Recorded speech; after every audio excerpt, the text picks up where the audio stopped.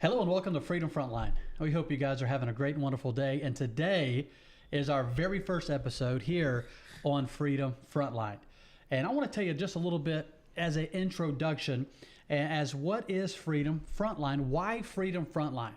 You know, one of the reasons why we came up with the name Freedom Frontline was because freedom fighters are generally going to be on the front lines fighting for things that we as Christians and we as conservatives, the things that we believe in.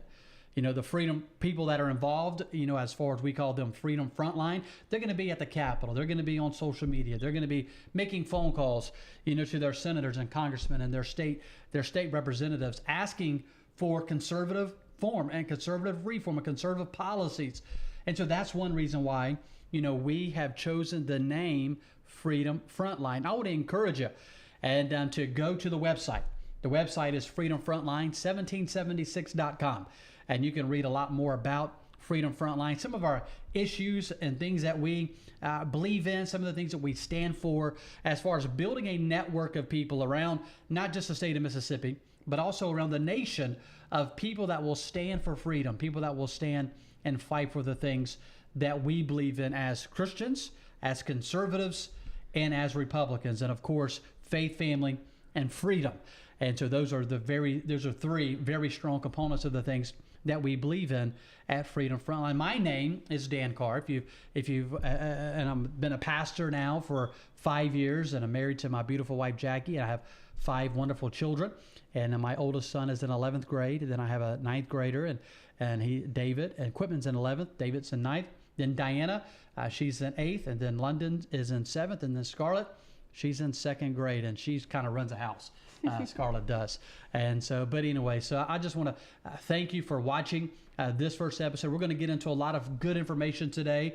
But I just wanted to just kind of tell you a little bit about Freedom Frontline, introduce myself, and I'll turn it over now to Ariana. She can introduce herself. Ariana?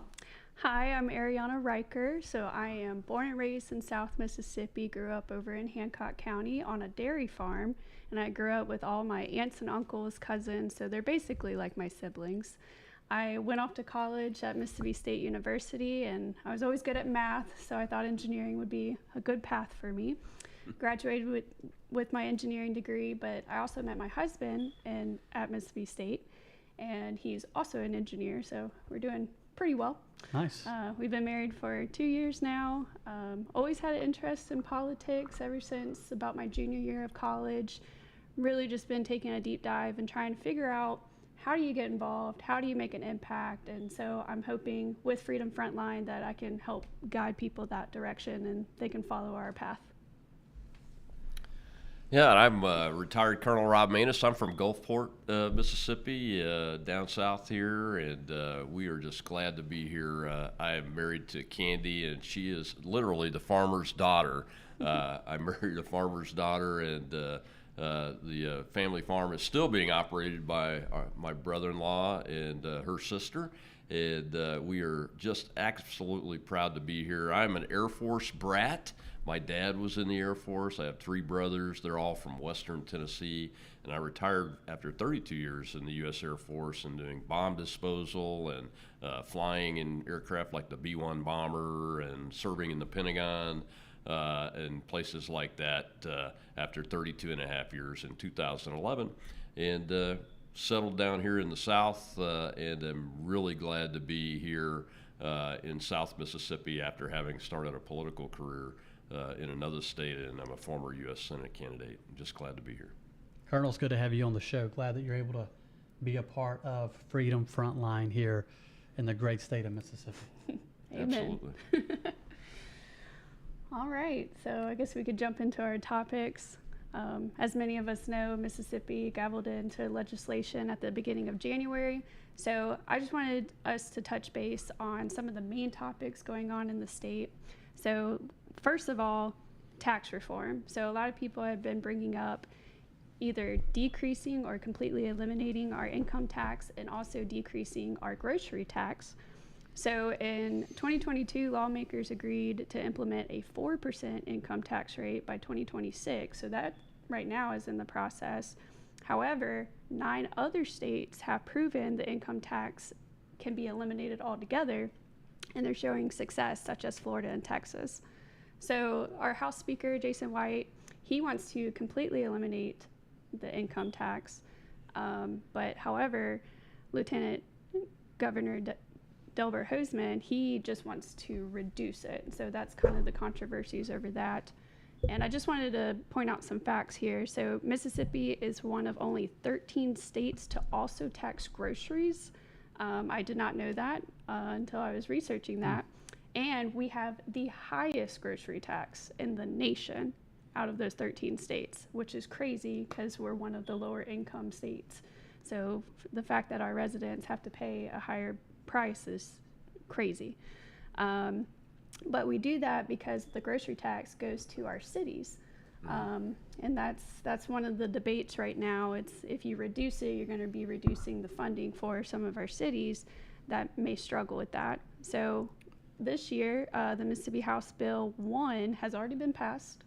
And right now we're waiting on the Senate to see what they do because they claim that they're going to put out another bill.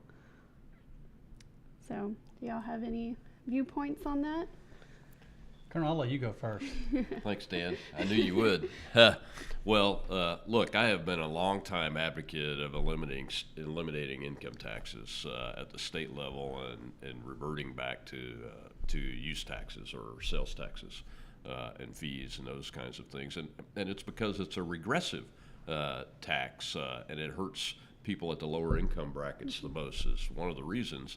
And I've also been an advocate for a long time of totally eliminating taxes on groceries because, as you just pointed out, Ariana, it hurts the poor the most.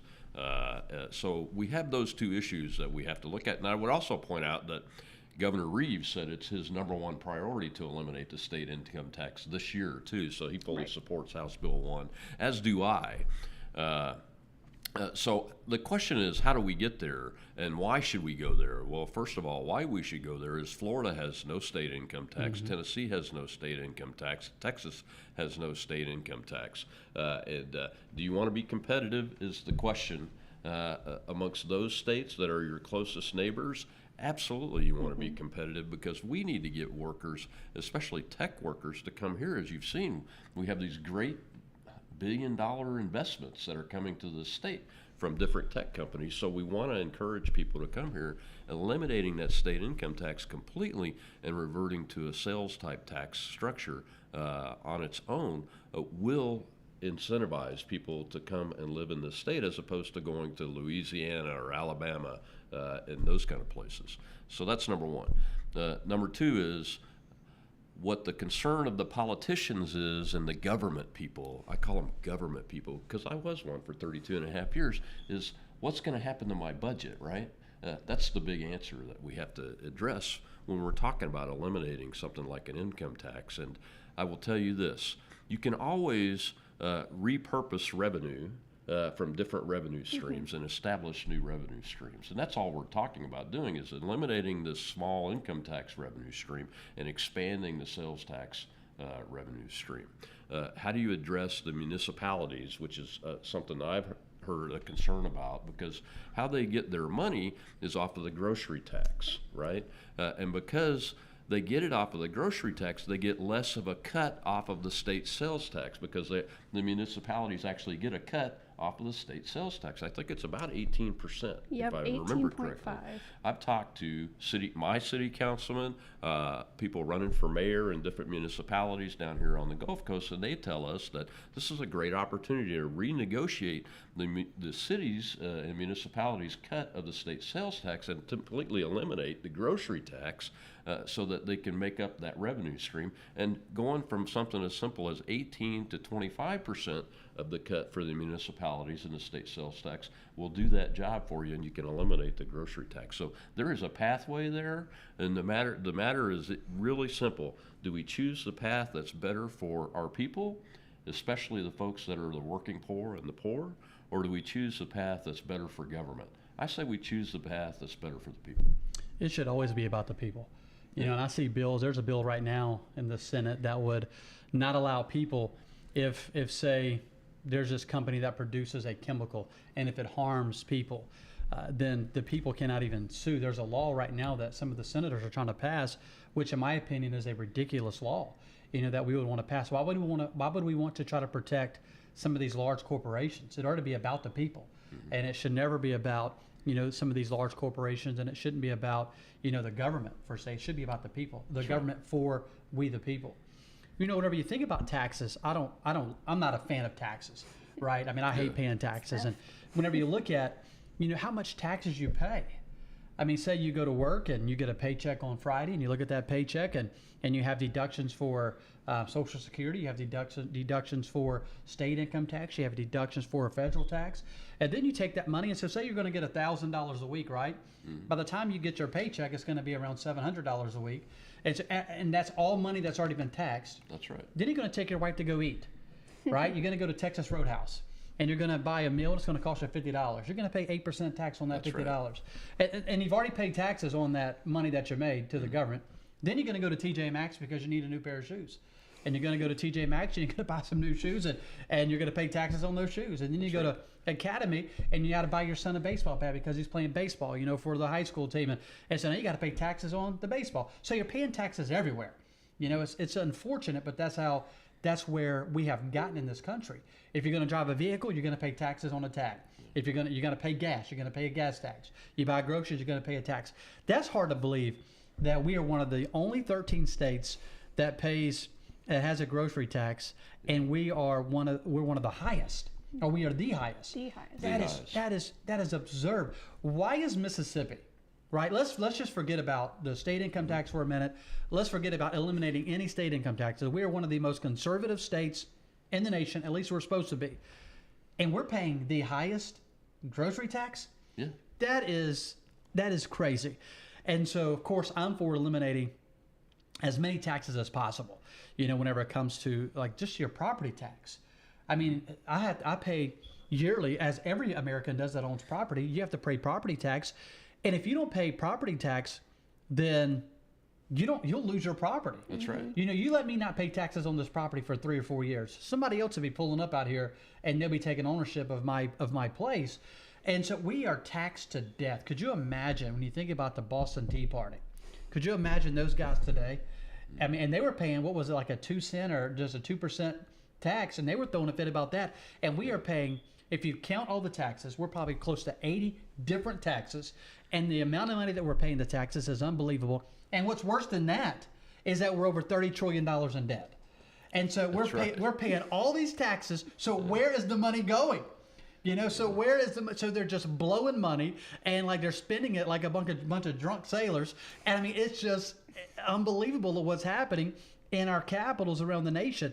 Here's something that I heard somebody mention the other day, and I thought this is a great proposal, was do this. Of course, eliminate the state income tax. But whenever you look at grocery tax, and I would be all for eliminating the grocery tax as much as we possibly can. Yeah. But then let's put a if we're gonna raise taxes anywhere, and just hear me out for a moment. If we're gonna raise taxes anywhere, let's raise the gas tax. And let's do this. Let's raise the gas tax. Right now, Mississippi, we are the lowest gas tax in the nation. Mississippi is. We're paying around 18 cents to 20 cents a gallon. We're the lowest. If we're going to raise any taxes, now I'm for eliminating taxes as much as possible.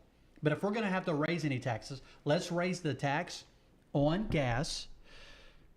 And then at the end of the year, the citizens of Mississippi gets a tax rebate on the taxes that we paid whenever it comes to the gas tax. And then all the people that are traveling through Mississippi on I-10, up 49, 55, all the people that come here to come here on vacation, they're buying gas. Now, they don't get a tax rebate on the gas, only the residents of Mississippi. That is something that I would like to see, even just talk about and let some people look at it, as far as a tax rebate for the citizens of Mississippi. A tax credit, you could say, for the taxes that we're having to pay. And so, because whenever you look at state income tax, let's just be honest. There's a lot of people in the state of Mississippi, they get taxes back at the end of the year, and they get back more than they paid in. That's right. I don't see how that's even possible. I know how it's possible, but I don't understand why we do that. Why we're giving more money to people than what they have paid in, throughout that course of the year. And so whenever you lower the state income tax, if we get rid of the grocery tax, I think the grocery tax would help all Americans, all tax-paying people across the board. because everybody's having to pay on that grocery tax. And so you look at senior citizens, you look at, they're not paying state income tax anymore. Most of those people they're retired.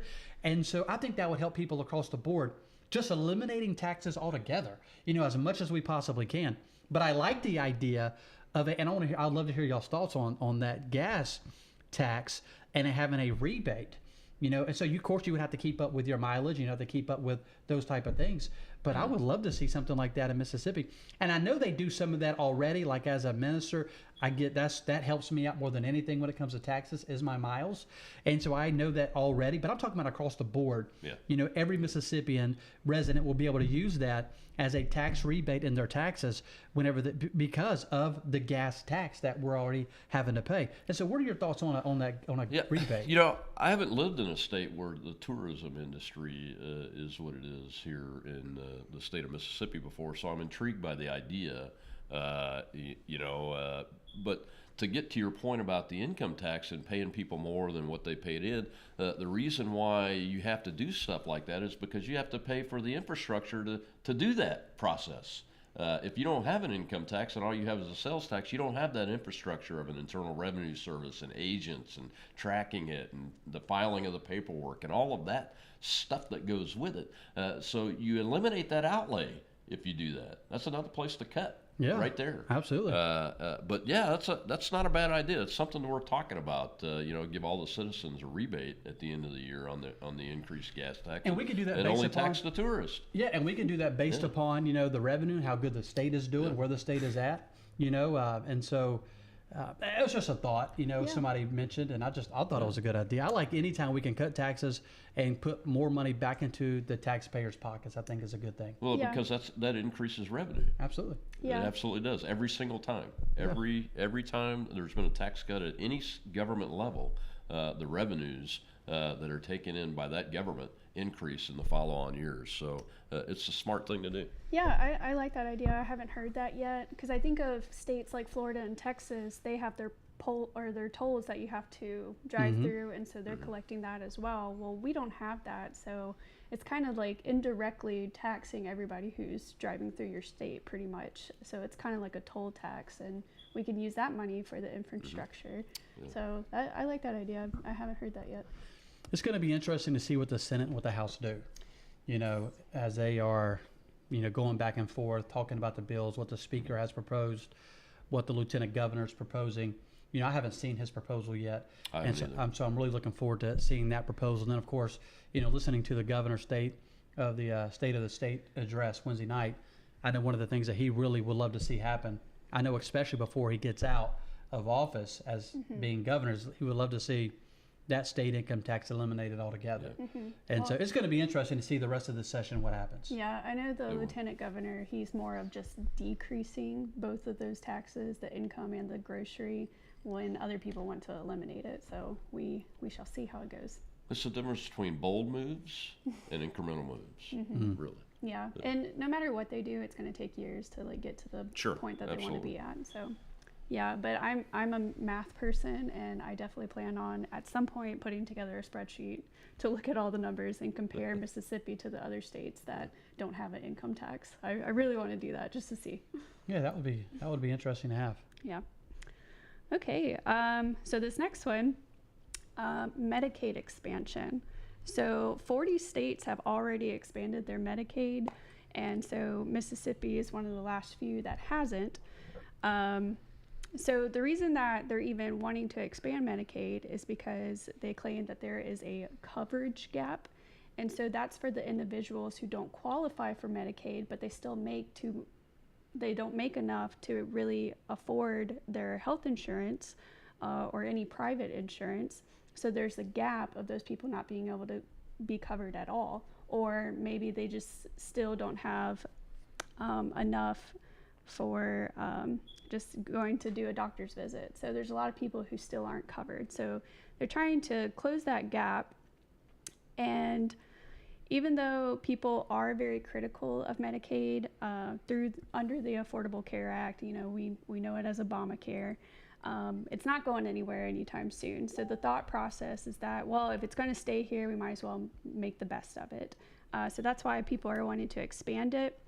So both the House and the Senate proposed bills last year, but they weren't successful. And the main reason is because they had arguments about work requirements. So to be on this Medicaid, they want people to work to prove that you're trying to contribute to society.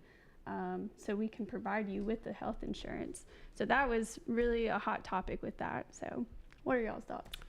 Well, Medicaid was around long before Obamacare came along, and it's intended to help the poor and help them with medical coverage and everything. And then Obamacare came along, and this expansion idea, which increases, as you said, the numbers probably about 75,000, I think, in the state of Mississippi.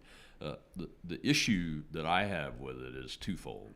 One is, where does the money come from? The money, the Obamacare incentivized some states to do that early on by providing the dollars to do it for, I think, a limited 10-year period, if I remember it correctly.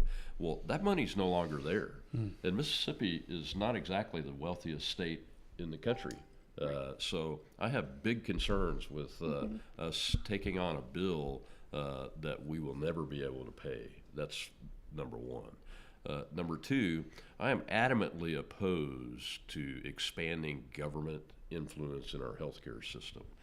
We have seen, when you look at the way hospitals and the medical community acted into the pandemic and their unethical behavior, Absolutely. and those kind of things, it's because of the direct influence of Obamacare and government healthcare. Essentially, hospitals are government employees now. Doctors in hospitals are, because of the Obamacare system.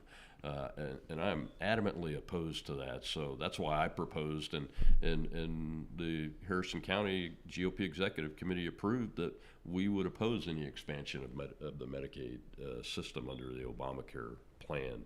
Does that mean that we're opposed to the working poor having health care? No. That just means that there's got to be a better way to get that job done, and it's got to be through a private system.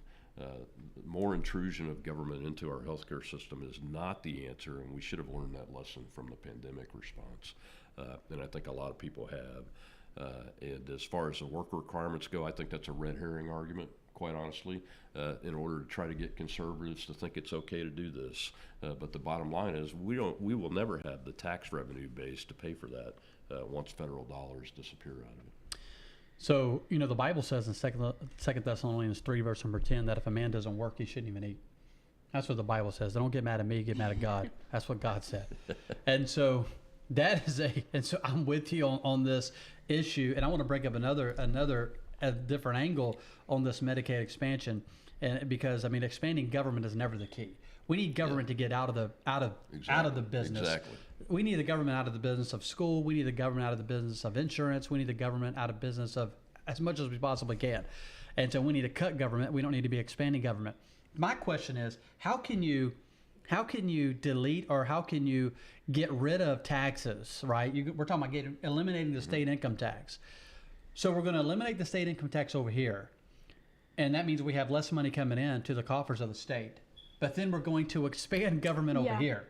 Well, I think that's why the lieutenant governor is opposed to eliminating the income tax, because he is pro Medicaid expansion, from what I understand. I'm pretty sure. Yeah, I don't see how this works. So that's why. That's one of the concerns. Yeah, absolutely. So how can you eliminate the state income tax? Yeah. We're going to eliminate the state income tax, but here's what's happening. All it is we're just changing it. We're going to eliminate the state income tax, and we're going to raise taxes everywhere else. And so because we're going to also expand Medicaid, which means you're expanding government. And Republicans, ladies and gentlemen, we're the party of not just fiscal government, but also the party of small government. At least we're supposed to be.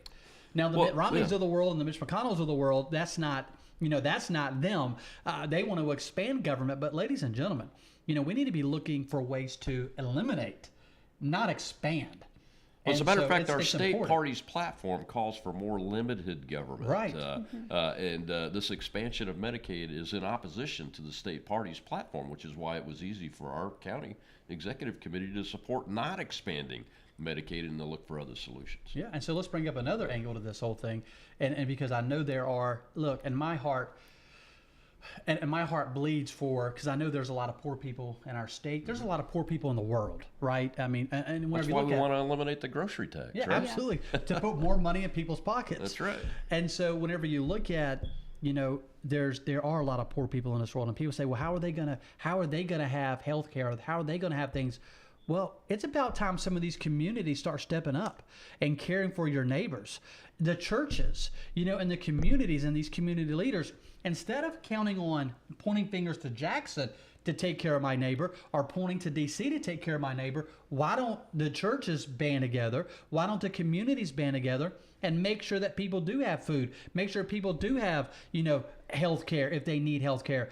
And so that is where the community comes into play, instead of counting on the government, to do everything for you. And that is not how God intended for us to be, whenever it comes to the government, just depending upon the government for everything. That's not how it ought to be. The communities need to come together. I got a phone call today. I probably get a phone call, as a pastor of a church, I get a phone call every single day, probably, for people that need food. Yeah. Food, light bill, stuff like that. Today, this happened today. Matter of fact, on the way here, a gentleman from my church, Tom, calls me, and another lady in our church works at this store, and their power went out, and all of their freezers went down in their store. And so they called me and they said, Pastor, we have all of this food.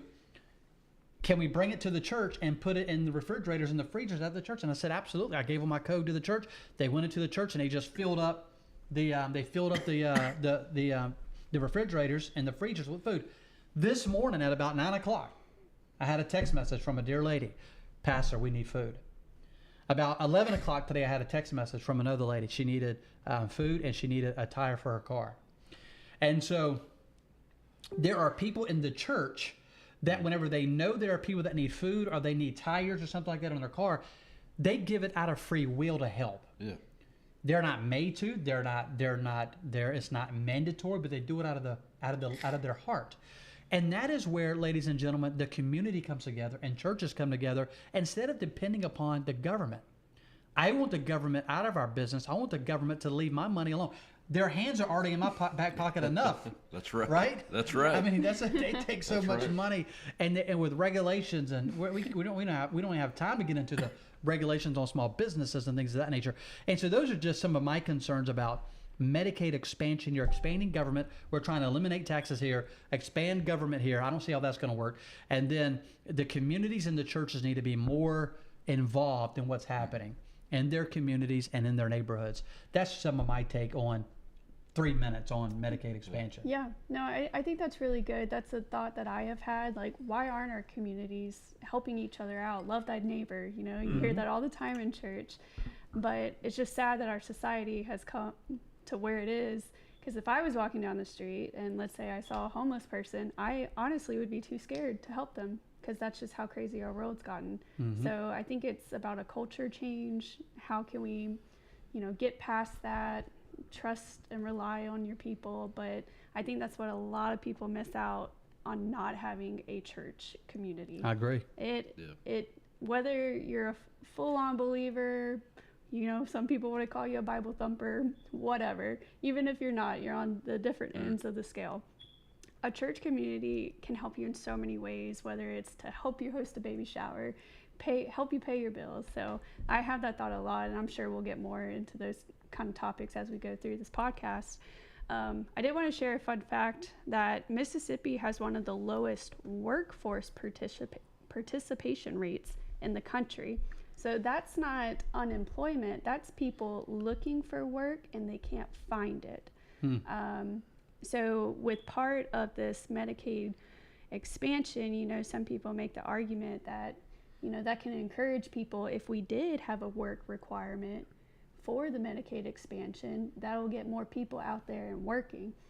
So that's just another viewpoint. Am I for that or not? I mean, I think it's great for people to work, and I'm afraid that if people are trying to work and they don't have health coverage, then they're just gonna not work, and then they'll be on Medicaid.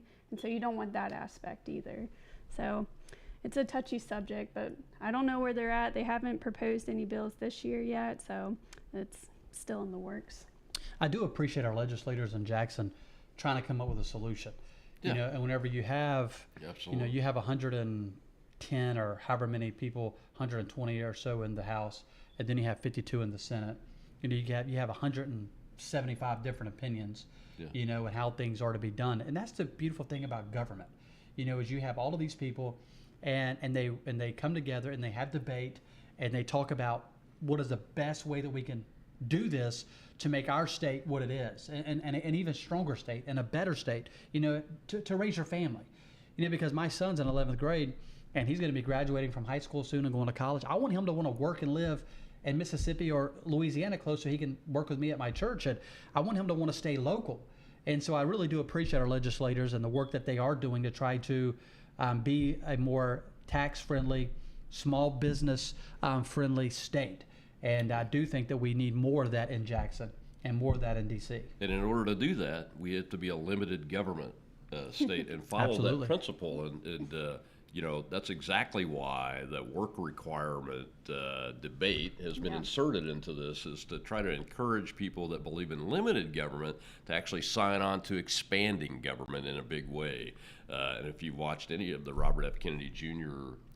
Confirmation hearings, what you hear him talk about is that we're spending $1 trillion a year almost on medical health care in this country, but we're the sickest of any developed country in the world. And we have 4% of the population, and we have 75% of the pharmaceutical profits in the world. So expanding government is not the answer. Finding the right solution and maybe providing incentives that the government can provide without expanding a government workforce to do more medicine is the right way to go from a principle perspective. And that's what we need to encourage our legislators to do, is to be thinking about this from the principles that they've signed on to and been elected to support, which is the number one is limited government. If you're a Republican, and we're obviously a Republican majority in this state. So I expect them to look for solutions in that direction as opposed to expanding the government in just another way. While at the same time, we're trying to eliminate that income tax. Absolutely. And you're not going to be able to cut taxes and expand government. Exactly. That doesn't make any sense. That's why I believe it's so important to get good businessmen, involved in government. Yeah. And I'm really hoping in 2027 that we'll have some really strong businessmen that will step forward and run for some of these seats, whether it's state Senate, state House, or statewide, and men that have a good, strong business mind, to help navigate these waters to make our state more tax friendly. And as far as eliminating taxes and getting rid of taxes, maybe I shouldn't use the word tax friendly. Eliminating taxes friendly. Let's say that. Maybe that's not good English, but eliminating taxes and get rid of taxes, and at the same time not expanding government. Yeah, one of the other big topics this year is school choice. So for those of you who may not know, school choice refers to policies that allow families to select educational options beyond their assigned public school. So this would be either your child going to a different public school outside your area, or potentially using your tax dollars instead of going toward the public school. You would get some sort of benefit to send your child to private school, or even some homeschool initiatives. So there's been a big push to allow options for Mississippi residents. I know the lieutenant governor, he's more for going from public school to public school, because one of the debates is that if you take away funding from the public schools, then you would have failing schools, and then those kids who are stuck at those schools are at a disadvantage. So far, there's been House Bill 1433 has already passed, and that unfortunately only applies to those schools that are rated D or Fs in their school district. So yes, you're trying to give people options for the worst rated schools, but then you don't expand that across the entire state. Yeah, and I don't think that that's a bad bill. Right. Actually, I'm a good start. It's a good start. I'm a pro school choice person. Look, I come from a family that has several public school teachers, coaches in the public school system. I'm a product of the public school system myself, and so are my brothers and my kids, except for my youngest son was homeschooled in junior high and high school. I homeschooled him. because the public school system couldn't support him. He's autistic, and we just couldn't find adequate support in that system.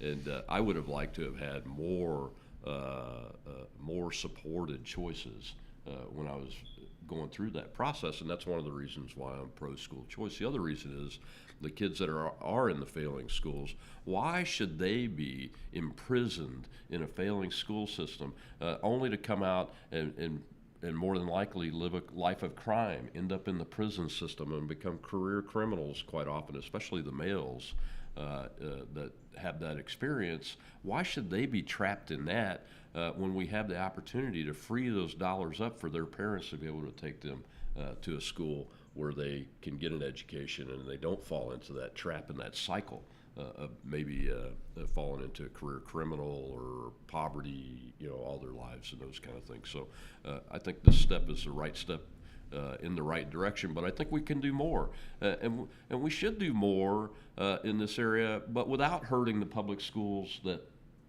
are doing well. Yeah. We want to hold those up as good models and be good partners with them, but we also want to get more adequate capability to these kids that are in these failing school systems, and we have many of them in this state.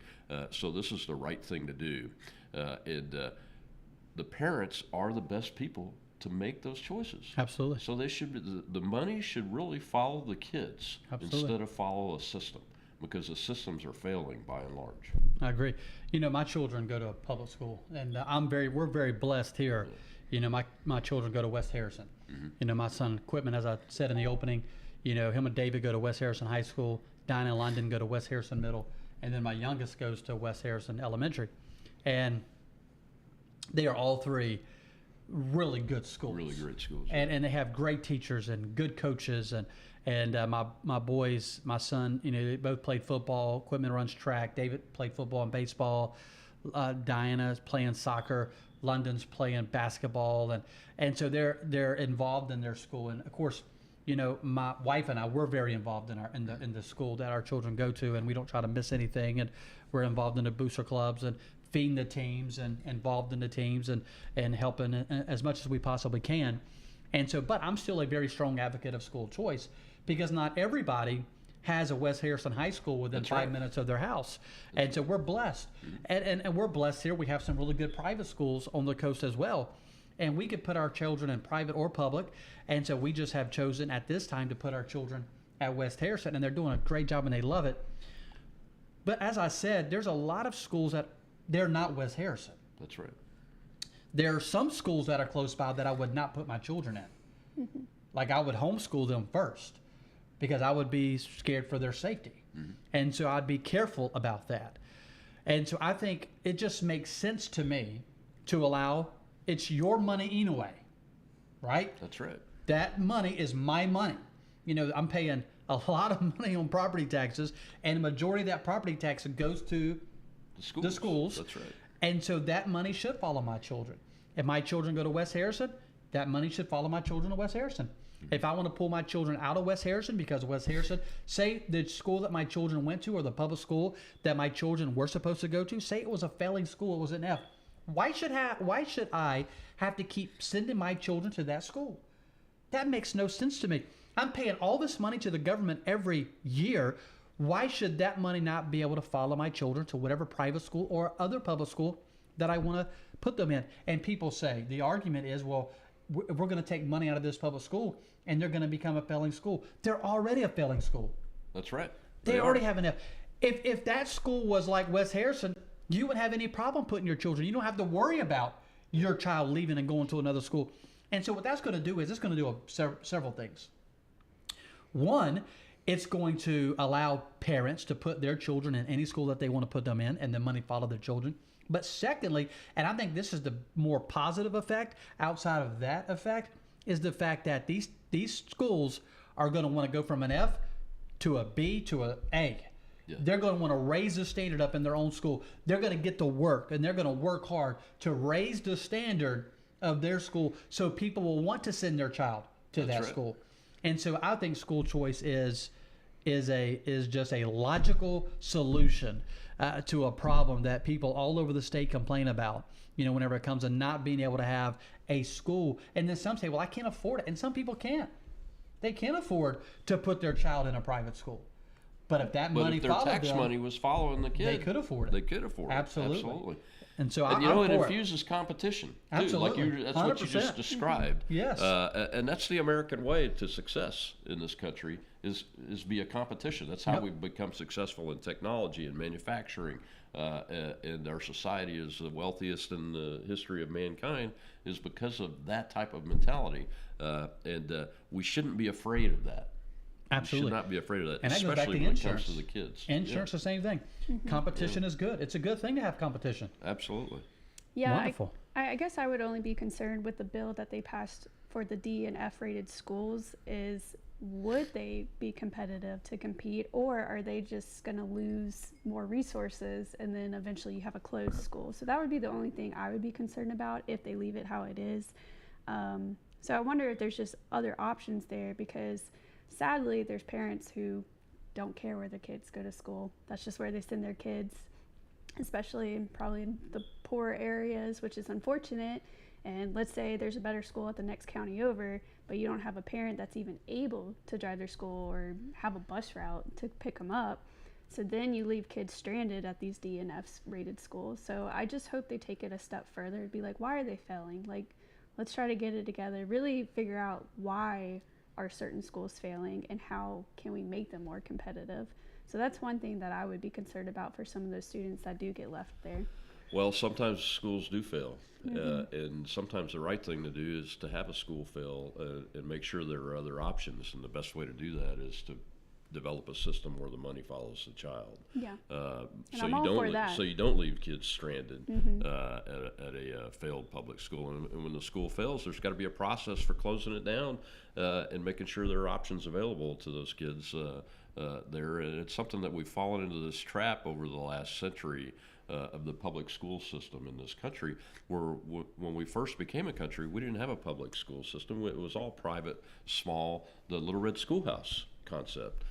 We should be willing to and encourage our legislators to look at new ideas about that, because maybe those large failing public schools need to be broken up and into smaller Little Red Schoolhouse type schools where kids of all ages are sitting in the same room and helping take care of each other. And you have teachers that are able to teach at every level to a child in that room. And I'm an advocate of that too. And I'd like to see the school choice method approach go even further than what it is to address what you're talking about, because that's one way to do it. That's one way to do it. Is go back to a Little Red Schoolhouse concept. Maybe that's the answer in some places. It's not going to be the answer in every place, but that could be an answer. Yeah. So here's another issue with schools, with schools in particular, especially in Mississippi. We have over 170 different school districts. We have 3 million people. Florida has less than 80. Yeah. And they have a lot more people than we have. And so whenever you have 177 or so, don't quote me on that number, but it's high. It's over 170 different school districts. That means you have a lot more money that is getting put into school that isn't getting into the classroom. And so whenever you're having to pay department heads and you're having to pay these school superintendents, and you're having to pay these big salaries, and you're having to pay for light bills, diversity, equity, and inclusion staff. Yeah. You know how much those people cost? They all make over 6 figures, and these school systems are hiring these people. Yeah, we ought to be banning something like that and Absolutely. save all that money. Absolutely. And if we're going to vote for more money to go to the public school system, that money's got to be guaranteed to get to the classroom and the student, not to go to more administrative overhead. Absolutely. As a matter of fact, I'd like to see cuts in administrative overhead in every school system in the public system from K through the university level. And banning DEI would 100%. actually do that. And it's my understanding, Lieutenant Governor Hoseman, that you've got a bill that's going to ban DEI. Let's all get behind it. And let's not cut bills and stop bills that might have the possibility to completely eliminate that, because that's a lot of money when we're trying to eliminate the income tax, the grocery tax. And I think you want to expand Medicaid too, right? And so, but what you're talking about is just common sense stuff. Yeah. You eliminate a lot of those different school, you have, and just in Harrison County, we have 5 different school districts. Just in Harrison County. And so you're talking about all of those school superintendents, I mean, all of that school boards. You start eliminating. Why do you need 5 schools districts in Harrison, in one county? If Florida can do it with 77. Why don't we just have a county school district? Well, I can answer that question for you. That may be another topic. The reason we don't, the reason they want is because people like power. I know that. People like power. I know that. And people like that paycheck, that money. Well, And so it's unbelievable. You eliminate some of that top and put that in the classrooms. What you're going to see is you'll see some of these schools that are failing. You put more teachers in these classrooms. You start putting more teachers' aides in these classrooms. Give the teachers, more tools to use. You'll see these schools going from an F to a D. I agree. You'll see them begin to climb. I agree. And so it's just common sense to me. Yeah. And I'm pretty sure we have some of the highest paid superintendents in the nation. I would could imagine. be wrong on that, but I'm sure we're going to have way more conversation about this as the year goes by. Oh, absolutely. Yeah. So another bill, it's a Senate Bill 2473, is the prohibition of non-resident alien land ownership. That's a mouthful. That really should just say the Communist Chinese Party. Yeah. That's right. Yeah. Yeah, pretty much. But yeah, so that's what this bill is for. It prohibits entities and non-residents of the country from I know it's the way they have it worded, it's kind of funny. It says adversaries by the U.S. Secretary of Commerce or those known as human rights violators. So that's some big language there. To basically not own our land. So I'm glad Mississippi's doing that. But I mean, I grew up on a dairy farm. I would hate to know that gets owned by foreigners. Well, the sad part is there is actually a law already on the books that prohibits countries like China from buying farmland and any land here in Mississippi. But unfortunately, there is no teeth in that law. I've talked to the agricultural commissioner personally about that law. There's no teeth in it for enforcement. So this is a necessary piece of legislation in order to stop the People's Republic of China from owning land. And they like to buy land around our military bases, especially, and around our critical infrastructure like nuclear power plants and substations and those kind of things. And I don't think it should be allowed. I agree. Honestly. We've got to make sure there's some enforcement mechanism in there. Absolutely. And I'm glad that Senator Hill has put this bill up because you should not be able to buy land here in America unless you are a citizen of the United States of America. Why do we want China or an illegal alien or anyone buying land or property here that is not a citizen of this country? And so thank you, Senator Hill, for putting what I would say, once again, I hate to keep using this word, but just a common sense into law, which is a good thing. And so thank you for putting this bill in. Hopefully this bill doesn't get double referred or triple referred. Hopefully, this bill should fly with every single vote. I mean, everyone should vote yes to not allowing another country to buy land here in Mississippi. That's just common sense to me. It is just common sense, and I'm glad you mentioned that double refer. But double referring a bill to 2 committees in the Senate in the state of Mississippi has a tendency to kill that bill. One of the DEI bills submitted by Senator Hill, as a matter of fact, was double referred. But the good news is, she told me the other day, is that the Lieutenant Governor's committee chair that's back in their bill has asked her to insert what she wrote in that bill that was double referred into the bill that the Lieutenant Governor's supporting. So we'll see what happens with it. Yeah, if a bill is double referred, that means it's meant to die. Yeah. And so if a bill is triple referred, that means that they really want it to die. They want it to be dead. That's exactly And so right. that's what that just means. And you can look at that whenever you go to the website and you start looking at, bill status in the state of Mississippi. You can go on the website and look up any bill, and it'll tell you the committee that it's been referred to. And so if you see 2 or 3 committees there, that bill's going to die. But you can also see who the committee members are, and you can see everything you want to see, about that bill, which is important. And I would encourage you to go check out some of these bills and read them.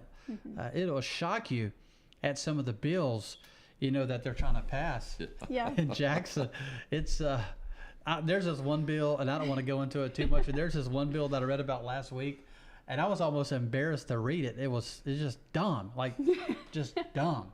And so we'll talk about it another time. But anyway, let's.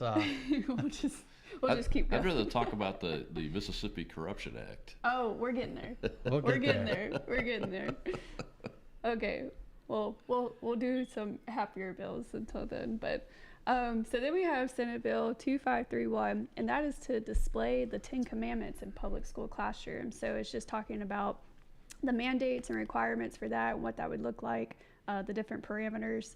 So I'm really curious on what your opinions of this are, because people think like separation between church and government. So obviously you're a pastor, so I probably already know what you're gonna say. You want me to take this one first? I'll take this one first. I'm a big supporter of it. As a matter of fact, you probably don't know this, but there's a constitutional requirement for the Holy Bible to be in every public school classroom, and it's not being followed right now. And a young man that I know that's a former Air Force officer named Andrew Gosser up from the Flowwood area. He's a great guy. We need to have him. We need to have him on. We need to have him on Freedom Frontline. Exactly. We do. I like Andrew. But Andrew is got an effort going to make that happen, and we don't even need any legislation really, because it's already in the Constitution. They just need to obey it. Isn't it sad that there's one in almost every hotel room? Yeah, but the 10 Commandments are the basis of our law here in the United States, and I don't think anybody can reasonably argue that they're not. They're on display in the Supreme Court of the United States. There have been fights, like over in Alabama. The state Supreme Court chief was removed because he had the 10 Commandments on display over there. But I think they ought to be displayed in every school classroom, to be honest with you. I like it. I'm sure I know your opinion. I like it. Let's display them. They already we need to put them in every classroom, put them down every hallway, put them out on the front of the school. I'm for it, 100%. On billboards, on Let's the put street. it. Absolutely. I'm for it. Yeah, I remember as a kid in school, we had the golden rule: treat others how you want to be treated. Well, that's just straight biblical right there. So that's right. Yeah. I mean, yeah, they can maybe word it a different way. I can maybe play devil's advocate and understand people come from different religions, but I'm a Christian. I'm all for it. I mean, they should be reading scripture during school for all I care, but... This nation was built upon the principles of the Word of God. In our United States Constitution, there are 17 biblical principles. This nation was built upon Christian values. And if you don't like that, then listen, Russia is an atheist country. China they have their own religion, the Communist Party. North Korea is an atheist country. Iran, Iraq, Egypt, they're Muslim countries. England, they're Anglican Catholic. I mean, there's a lot of different countries out there, that are built upon different religions. And this country is built upon Christianity, and so whenever you look at that, this is a Christian nation. And so there's nothing wrong with putting the 10 Commandments in classrooms. And if you don't like that, then fight the legislators and try to defeat the bill. The great thing about freedom is you can move to Cuba where they're all atheists. That's right. If you want to live under atheists. And you can also fight the bill and try to get them not to pass it. That's right. And so while some of us are fighting to get the bill passed, and so it goes both ways. Anyway, that's my take on the Constitution, on the 10 Commandments. Let's put them everywhere. I had a feeling I would know what your opinion was on that. Okay, we'll just keep going. Then there's Senate Bill 2171, and this is called a period of quiet reflection in public schools. So this is basically before school gets started, just have quiet time for students, help them get prepared for the day, reflect, do what they got to do. I thought this was interesting, and I would really want to look into more of the background of where it came from. But I remember being a kid in school, and you're so groggy in the mornings because you wake up so early. So yeah, it's kind of interesting. Well, at one point we did have prayer in public schools. That's right. Mm-hmm. Well, they still do where my children go. Yeah. I mean, they still have prayer, and they still do a lot of this stuff. Say the Pledge of Allegiance. Pledge of Allegiance. Yeah. So if this is an effort to reinstill some spirituality space for Christians like my kids and me, then I'd be all for it. Yeah, I'm with you. I think it's interesting because what I have written here is not exceeding 60 seconds at the beginning of each day, each school day. I mean, that's nothing. At least 5 minutes. Yeah. So it's interesting that this has been pushed, and I'll probably look more into it as to where it came from, like the idea. Because like you said, we used to have prayer in school, and I didn't have that, but we at least said the Pledge of Allegiance. But I think just with the culture and just what kids are going through, I think self-reflection is good. And I'm wondering if maybe they can add to it to have more positive outcomes from it. Maybe you can give them a daily devotion or, something like that. That way in their quiet time, if most kids don't know what to do in that 60 seconds, maybe they have a item that they can do. I like it. I think it's good. Okay, here's the fun one. So, Senate Bill 2847, limiting the state auditor's authority. So this one's what our current state auditor, Shad White, he calls this the Mississippi Corruption Act. And he's been very vocal about this on X, so you can go find him, see all his tweets and everything. But he says this bill takes away our ability to look for waste, to audit some organizations, and to go to court to get money back. There's no reason for it unless these establishment politicians are trying to hide something. And on that note, Mississippi has historically been named one of the most corrupt states in the nation, which is kind of surprising because, most people I've known and met in Mississippi are the nicest people. But I guess once you start making money and determining politics, it changes you. So. Corruption has nothing to do with whether you're nice or not, right? Dan? So this is awesome because right now, this just happened, and I'm going to show you guys. So while we're on the show and we start talking about Shad White's thing, Shad White shoots a text message, and he has an invitation to a fundraising reception, and he asked if I would be his guest. And so I text him back and I said, you should come early and come on our show.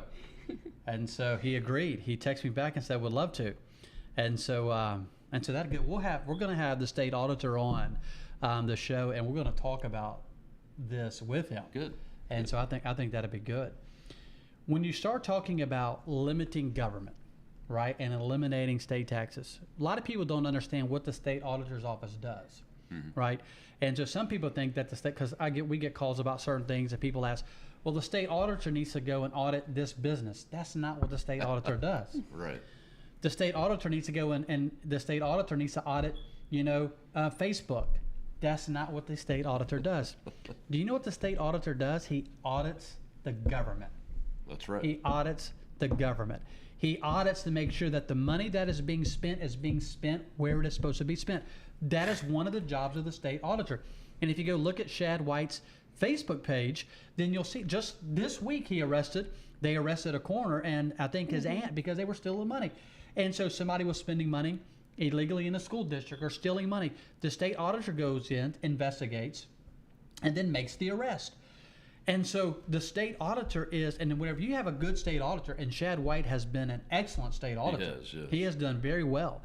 And so whenever you have a state auditor and he's auditing government and he's doing his job, why would you want to eliminate his power? Exactly. Yeah. That's a great question. As a matter of fact, I would want to expand his powers into more of a Doge-like operation, because all he can do right now with his report that he put out a couple of months ago, I had him on my show to talk about it. He found millions of dollars of waste in all of these government agencies in that report, but he has no enforcement power to make them cut that waste and stop spending that money and turn it back over to the Treasury. So I'd like to see a Doge-type operation, absolutely. Capability, and 100%. give more powers to the state auditors so that they can actually, when they identify the money, they can pull that money and give it back to this Treasury when it's being wasted and fraudulently used in these government organizations. So to get back to your question, why on earth would they want to limit his power or instead of expand it? When we're trying to cut the state income tax, we want to cut the grocery tax. And in order to do that, one of the mechanisms to facilitate that success of those pieces of legislation is to cut government spending and waste and fraud to the maximum extent possible. Well, you think that maybe they want to limit it because their friends are making money off of that? Yeah. That's the Most core likely. of corruption right there. And I would like to see it expand to cities. You know, the state auditor's powers are very limited when it comes to cities. They Yeah. can't, it's very limited. And so I would like to see that expanded into auditing, you know, some of these cities. There was an issue in Holly I Springs. think that's a great idea. Yeah, there was an issue in Holly Springs to where the mayor, it was a pass through for the cities and even some of the county for their power. It was the city was a pass through, and so the city bought the power from a power company and then sold it to the people. Yeah. Well, a lot of times in the city and in the county, it would be a clear, beautiful day like today, and the people wouldn't even have power. Their power would go out because the mayor was spending that money that should have been put back into infrastructure for the power. She was putting it other places. We needed to audit her and get rid of her and put the money where it's supposed to be. Where his power, the state auditor's power, is very limited when it comes to cities. And so, let's say if you're going to expand government. If you're going to expand government, the area that I would like to see government expanded is in the area of expanding government that audits government. And so let's expand that. If you want to expand government, expand the government that audits the government. And so instead of eliminating or instead of getting rid of and cutting his power, expand it. Let's audit some of these cities. I wonder how much money is being stolen in some of these cities. You know, I wonder how much money is being wasted in our nation. You're talking about Donald Trump is doing it. Yeah. I mean, Elon Musk and Let's follow the model. Vivek. Follow the example of Donald Trump and give Doge-like powers to the state auditor. Instead of restricting him, give him more power. I guarantee we could eliminate enough government and enough waste that we could not just we could probably cut state income tax. We could cut the gas tax. We could cut the grocery tax. Yeah. Get that money back. We could probably find Give enough some money back. Get money back. So anyway, that's my take on it. Yeah. On the state auditor's position. And as we see more, you know, we'll talk about this more as the session goes, and as this bill is really cooked, because this bill's not done yet. It still has to go to the House, and there's going to be changes in it and things of that nature. So it's going to be interesting to see how the rest of the session goes. Yeah, I would say to the legislators, you know, y'all have a great opportunity here to expand Auditor White's powers and really give the state the ability to get spending under control as we move forward and help the people of Mississippi and keep the government corruption down to a minimum. Yeah, Right. I definitely think that the last thing we need is less transparency. I mean, that ever since COVID, it's just, that's what everybody, whether you're from Mississippi or not, so why are we taking more of that away? Doesn't make any sense. And, you know, I've read that this has been really pushed by the lieutenant governor, so I'll probably do some more reading, and I highly recommend everybody else. And maybe we can put the link to each of the bills that we talked about today, like on our post. We can put it on the website for sure. Absolutely. Absolutely. Yeah, and that way people can actually like go and read it yourself, see who wrote it, like what's the story behind it, why are they even doing this, is all questions that come to mind. Also, Mississippi Today wrote a pretty funny article. It was Shad White versus everybody. There you go. I definitely recommend reading it. Shad White's been very vocal on this topic, you know, and talks about draining the swamp, trying to sound like Trump and everything. And he's been very vocal. So it was a funny article, and I highly recommend everybody reading it. Yeah, the interesting thing is he puts his actions where his mouth is. He You know, does. he's good. actually trying to follow through on these things in what appears to be an honest manner.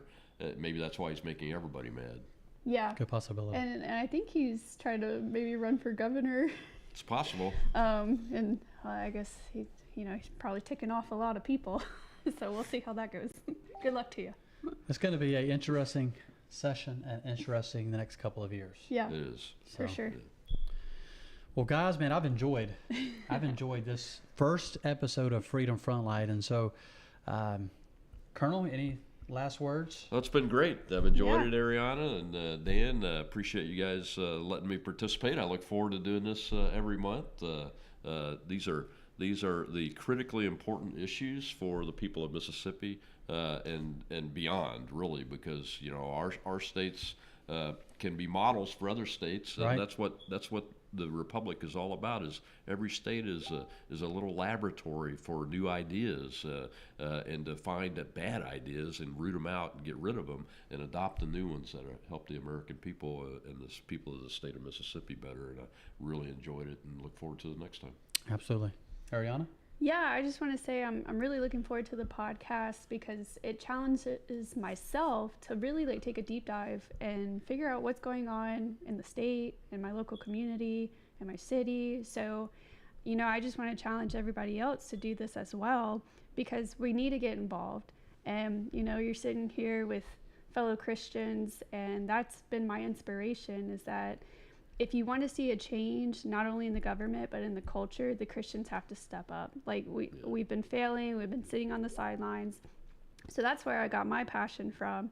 And that's why I've been trying to get involved. And I have less experience than both of y'all, but I'm trying to find my path as well to see like, where is my place in this society that I can help make an impact and find those paths. So I'm just hoping to encourage other people, young people, women, let's do it. Let's have a team. Let's get going. Guys, I've enjoyed it. Yeah. And thank y'all for watching. Thanks for tuning in. Of course, check out freedomfrontline1776.com. You can go on the website. We will have this episode, of course, will be on YouTube. It'll be on X. It'll be all across all the social media platforms. Wherever you're watching this, I would encourage you to share it. And it helps us as far as getting out our message, the message of conservatives, the message of Christians, and it really helps getting around some of these algorithms of some of these social media platforms that really doesn't want the social or the conservative message out. And so thank you for watching. Thanks for tuning in. If you haven't already subscribed, I would encourage you to subscribe to the channel. We'll be back on next week. Until then, may God bless you and may God continue to bless the great United States of America.